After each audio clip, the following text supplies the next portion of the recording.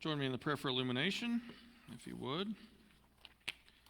Lord, open our hearts and minds by the power of your Holy Spirit, that as the Scriptures are read and your word proclaimed, we may hear with joy what you say to us today.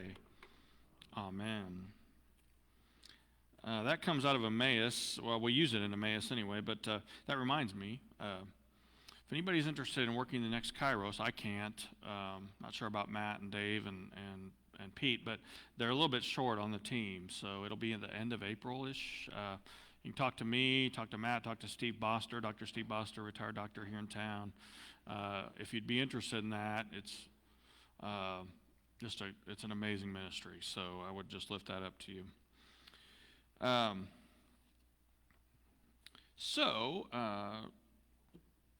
Last Sunday before Lent, and we're in Deuteronomy this time, chapter 31, verses 1 through 6. I'll also talk about the Transfiguration, which this is Transfiguration Sunday on the church calendar, but this passage stood out to me. Moses, who was at the Transfiguration, by the way, we'll hear about that in a minute, spoke to all Israel, saying, I'm 120 years old today. I can no longer get about like I used to. I don't think I'll be getting about at all at 120, but anyway. Also, the Lord told me, you shall not cross over the Jordan. The Lord your God himself will cross over before you and displace the folks who are there. Joshua will lead the group, just as the Lord has said.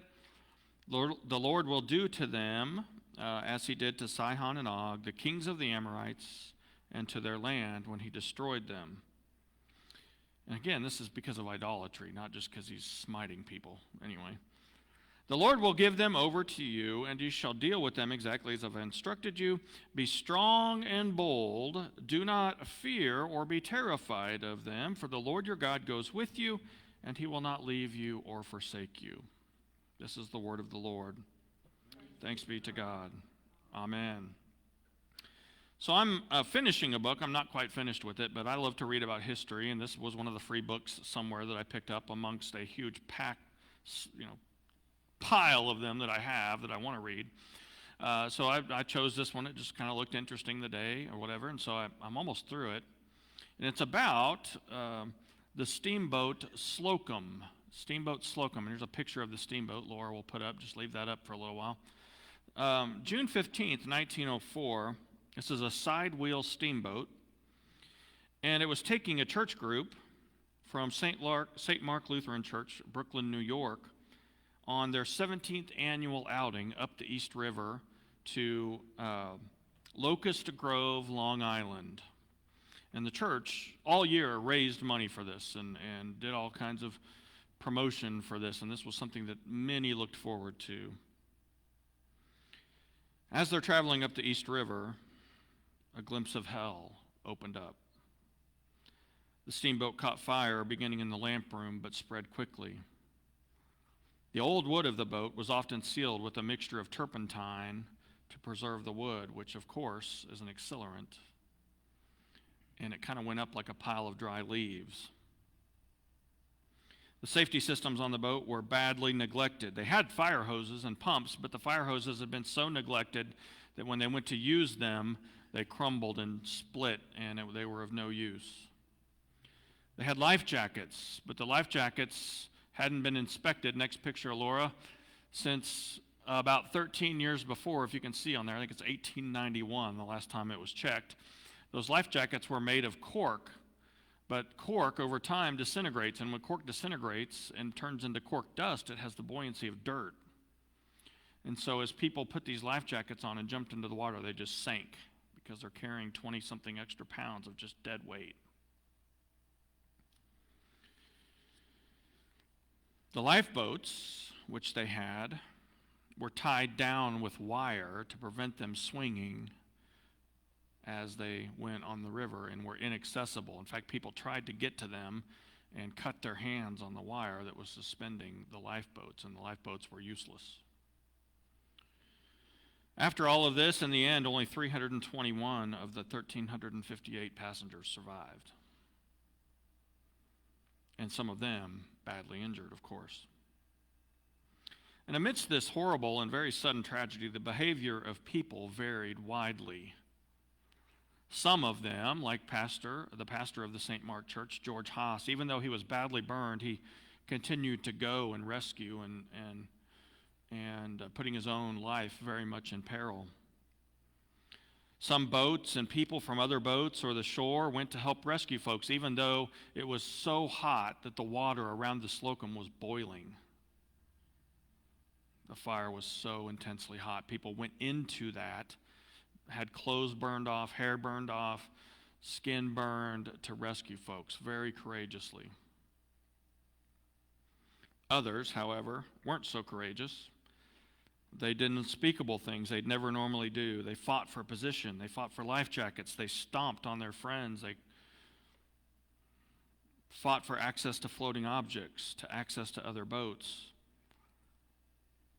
A few sons of Satan, I would call them, even were in the safety of a boat, and they allegedly charged exorbitant fees to the drowning to allow them to come onto their boat with them. Made them promise to give them their house or whatever it was. They're getting payment now, different kind. Some drowned in water only 5 feet deep, shallow enough for them to stand if they'd only had the presence to do so. But overall, especially among those who worked the rescue victims, most showed incredible bravery. Nowadays, I fear many would not be helping as much, but everybody would be filming. You know? What makes the difference between bravery and insanity? We don't fully know. Melanie probably knows more than I do, but the people on the steamboat that day had no idea what was about to hit them. The owners of the steamboat should have known. They were grossly negligent, and they continued their, what I would call satanic negligence, even beyond the incident, trying to cover their own you-know-whats. Same thing with the inspectors of the city that failed miserably in their inspections. Kind of like what's happening in Ohio right now. I don't know if you've been paying attention, but a chemical train spilled, and some idiot decided to light the thing on fire. Rod showed me a picture from the space station of the plume of smoke from that fire that looks like a hurricane. It's black, you know. Norfolk Southern, at least last time I checked, has not acted very honorably when it comes to responding to this incident, in my opinion, much like the owners of the steamboat. Hopefully they'll change their course. Christian history has a long history of men and women facing persecution or death and acting bravely in the midst of knowing what was coming, even facing it with incredible fortitude and bravery. Jesus certainly was that way. He knew what was coming. He sweated blood. He was so anxious about it, but he did it. Life will have peaks. Life will have valleys. We trust fully in the Lord who keeps the tally. Now Moses, when he's telling the Israelites this, is not on a mountaintop, but he's about to be. So at the end of his life, he climbs Mount Nebo. And there's this view from Mount Nebo. Next picture, Laura. This plaque is there now. It wasn't there in Moses' day, I don't think, unless it was stoned. So this plaque you can see for a long way from Mount Nebo. So Moses and the Israelites some of the Israelites climb this, and he gets to see the land he's not going to get to cross into. And you can see Jerusalem is so far, Jericho, etc., Dead Sea, whatever, from this viewpoint. Hope to see it with my own eyes someday. And he knows they're at a peak of sorts. They're literally at a peak, but they're also sort of at a peak as a nation. They're getting ready to go into this incredible charge that they've been given by God, and yet many of them are terrified. You might remember that when the spies go in to spy on the promised land, all of them, except for Joshua and Caleb, come back terrified. We don't want to take that on. We don't want to go in there. Those people are huge. They're well-fed. They're strong. We're going to get slaughtered. And Joshua and Caleb say, no, we are to trust in God. He's going to make a way. Moses loves these people deeply, and he's been through everything in life with them that you can experience. The Exodus, the wilderness, everything. And he wouldn't willfully send them on a suicide mission. Now, to the world's eyes, it looks bleak what they're about to do, but he knows God is going to provide for them just as he has his whole life. As I mentioned, today is Transfiguration Sunday, and we remember on Transfiguration Sunday, Jesus taking Peter, James, and John up to a mountaintop where Moses and Elijah also show up, the law and the prophets.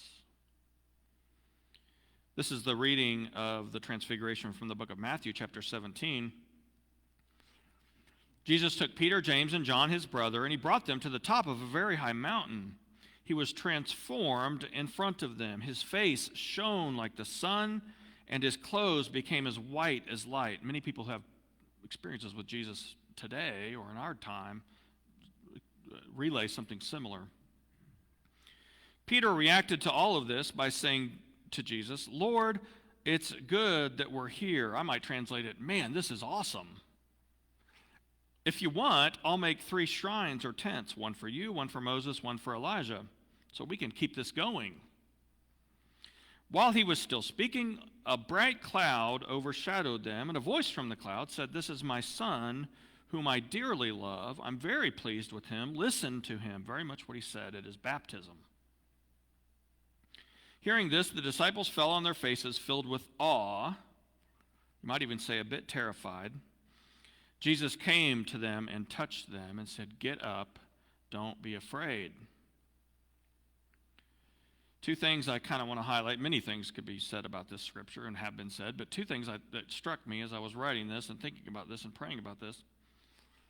You know, it occurred to me, and I'd never really thought about this that I remember, that he picks Peter, James, and John to go up to the mountaintop, which leaves a whole bunch of people behind. Mary Magdalene, Sons of Thunder, whatever, all these other folks don't get to go up to the mountaintop with Jesus. Now, Jesus tells Peter, James, and John, don't talk about this until after I'm, resurrected, sort of deal. Like, hold this, keep this to yourself. But I wonder if, as this human nature is, Peter, James, and John were so blown away by this that they got back down the mountain, and they probably held their silence for a while, but maybe they went to some of their friends and they kind of whispered, "Hey, here's what happened on the mountain. It was amazing. Keep it to yourself. Don't tell anybody else." And as the story spread, I just wonder, as other people heard about this, other people who had been with Jesus for years, who had done ministry with him, who had cast out demons and healed sick and fed the hungry, suffered many ways, wondering where they're going to eat next and drink next and everything. As they heard that story, I wonder if they thought, well, why couldn't I have gone up the mountain? Why was it just those 3? What did I do wrong? What's wrong about me? Why wouldn't Jesus take me up there to see Moses and Elijah and him shining like the sun? I didn't tell about this at 9. I may have told this story. I don't know. My Christian speaker, Dr. Matthew Sleeth, was a medical doctor, and he gave up his practice to basically become a hardcore Christian disciple. So his story was, he was a voracious reader, and he was an emergency physician. He said one night, it was very slow one day in the ER, and he said, I hadn't brought anything to read. He said, and I'm bored, and so I go out, and I'm just searching for something to read. And he said, I see the Gideon's, whatever Bible. And he says, I grabbed this Bible, and he said, my name is Matthew, so I flip open to the book of Matthew, and he said, if my parents had named me Deuteronomy, we might have a different story today, but I began to read in the book of Matthew, and he said, Jesus enters my heart. He entered my heart, and I was transformed. His wife was Jewish. And as he goes back and tells his wife about this, she's got some reservations and some questions and whatever. Well, one day she's on a hike on a mountain. Jesus comes and walks with her and says, if you will choose me, I will never abandon you. And she did.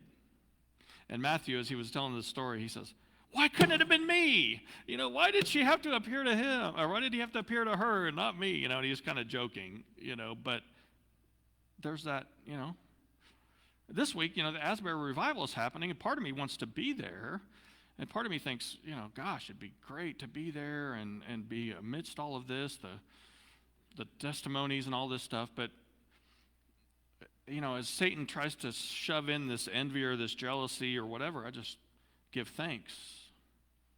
Give thanks that others are experiencing something remarkable, things that I've experienced in the past, things I have no doubt will experience in the future. I don't feel called to go there, and I just give thanks that there are people there, that it is happening, and that it is spreading. Maybe it'll reach here. We'll see. Why did he choose Peter, James, and John and not the others? Well, we don't really know, but maybe because they were going to be powerful leaders in the early church, which they were. They were going to be some of the heads of the charges that were going to have to, plowing through the valleys and the troubles and the evil they were going to face. And so this was like kind of a supercharging, if you will, with the presence of God, maybe. Or maybe they needed it. Maybe they needed it. Maybe they were the most anxious, the most tired, the most weary. Who knows? But for some reason, God only knows, good reason, that's who he chose. And that's who went up the mountain and got to meet Elijah and Moses. But regardless, all of those people left at the base of the mountain are now, and have for many years, been experiencing something even more magnificent than the transfiguration. The eternal presence of Christ. And so they're no less blessed than those who climbed the mountain.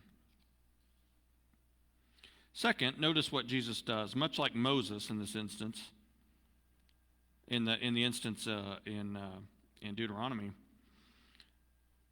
he goes, and I think this is only in Matthew, he goes and he touches them and says, "Get up. Don't be afraid." And that is not just for the moment on the mountain and the voice of God thundering from the bright cloud. That's not just for that. That is for everything they're going to face. And that's why he says it over and over again. Do not be afraid. Go through the valleys. This mountaintop experience is going to end. It's going to end soon. We're going to go back down the mountain, and we're going to go through some serious valleys, some darkness, some evil. You're going to see things you wish you'd never seen. You're going to experience things you wish you'd never experienced. But get up. Don't be afraid. Plow through it. Trust in me. Life has peaks.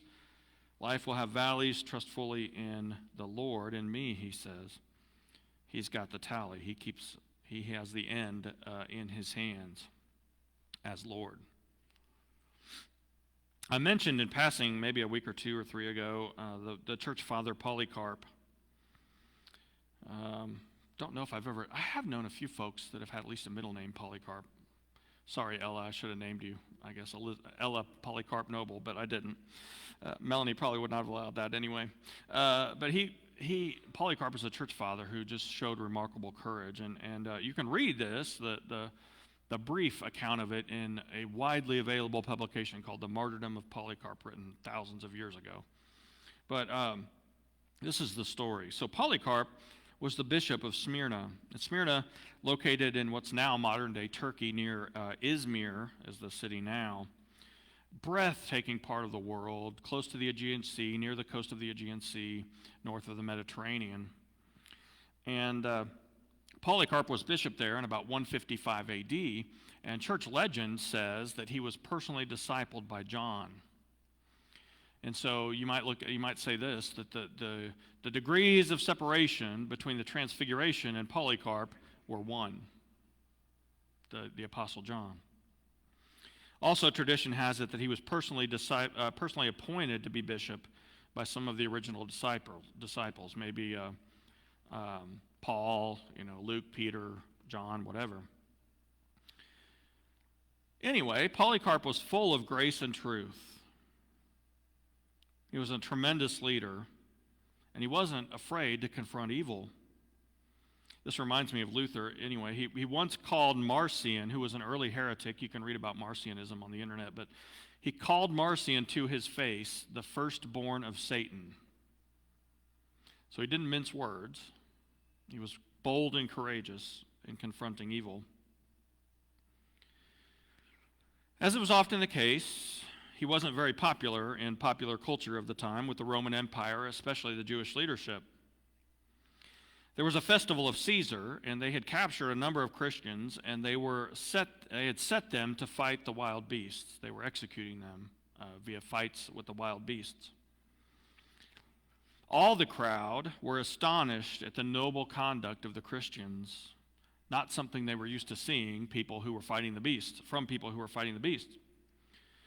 Finally, they were fed up, and they said, "Away with these people, and let a search be made for Polycarp." In other words, forget these plebeians. We want the head. We want the bishop. Now, Polycarp, at the time, once he heard this, wanted to remain in the city, but some friends of his, very concerned for him, persuaded him to leave and go to a safe house on the outskirts, which they did. And while he was in that safe house, he had a dream. And the dream was his pillow on fire. And when he woke up, he said, "I must need to be burned alive. I must need to be burned alive." I'm not sure I would interpret that dream that way. I'm not sure I'd have that courage. His friends, though, still concerned, basically forced him to go to another estate, a safe house, and because the authorities were closing in, until, under torture, somebody in his close circle of trust confessed where he was, and the authorities found him. Now, he had an opportunity to escape again, but he refused. He said, "The will of God be done."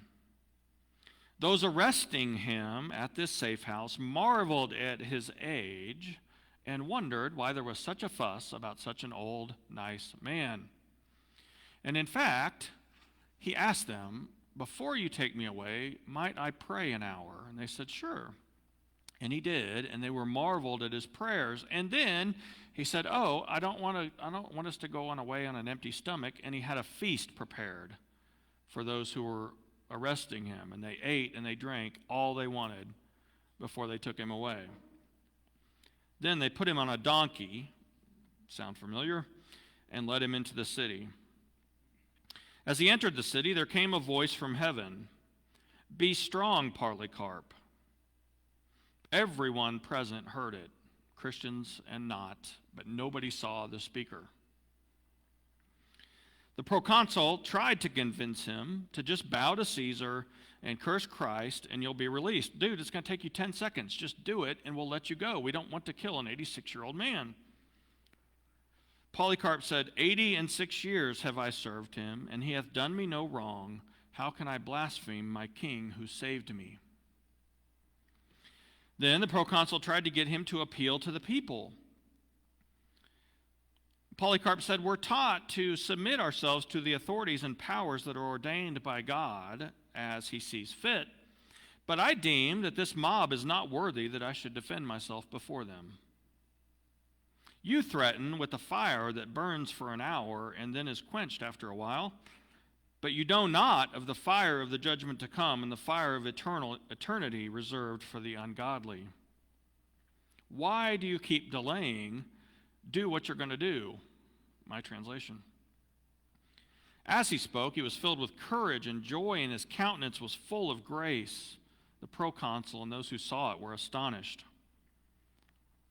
The Jewish leadership, though, continued to cry for him to be killed. This all sounds very familiar. They decided he'd be burned at the stake. They lit the fire.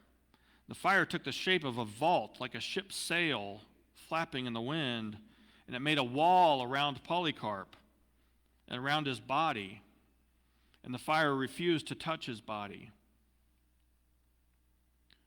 They saw that he wasn't going to be burned, so, again, sound familiar, they went in and they stabbed him with a dagger. When they did, a dove appeared, and so much blood that it quenched the fire and killed the fire around him. Way more blood than he would have had naturally in his body. All the multitude marveled at the great difference between belief and unbelief. Now, I don't believe God made Polycarp to be sacrificed, but he used it. And Lord only knows how many of those who witnessed this changed their ways, repented, gave up their lives of sin and worship of the deities and Caesar and everything else, and turned to Jesus as Lord. Someday we can find out. Life will have peaks, life will have valleys. Trust fully in the Lord who keeps the tally. All right, we're going to